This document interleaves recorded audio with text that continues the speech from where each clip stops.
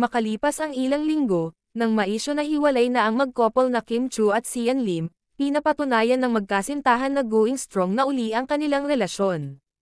Matatandaan na nagugat ang hiwalayan isyo ng dalawa nang hindi na ito updated na magkasama sa kani-kanilang post sa social media, at may lumabas pa na samot-saring balita na may iba na si Kim at si Paolo Avellino daw ang pinalit kay Sian. Pero nang mapanayam si Kim ay itinanggi niya ito, at sinabi pa na going strong nga ang kanilang relasyon.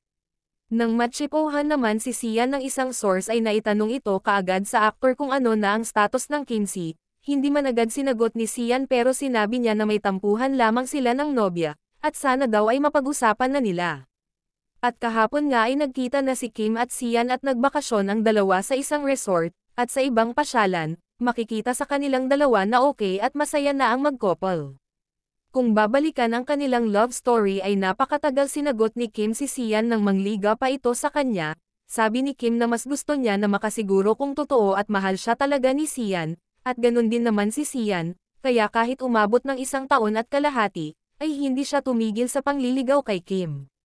Dahil gusto din niya na maging matatag ang kanilang relasyon. Ngayon nga pinapatunayan ng dalawa na hindi pa sila hiwalay at maging strong pa ang kanilang relasyon. Nagsimulang mag-date sina Kim at Sian noong 2012 at naging official sa publiko noong 2018. Matatandaan din na tinanong si Sian Lim kung kailan sila magpapakasal ni Kim at kung naniniwala ba siya sa idea of marriage, sagot ng aktor. Yes, of course, I do. But marriage, I think di siya minamadali, sagot ni Sian.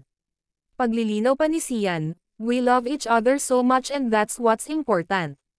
Aminado rin si Sian na gagawin nilang pribado ang magiging kasal nila ni Kim at iaanunsyo na lamang nila ito kapag sila ay handa na.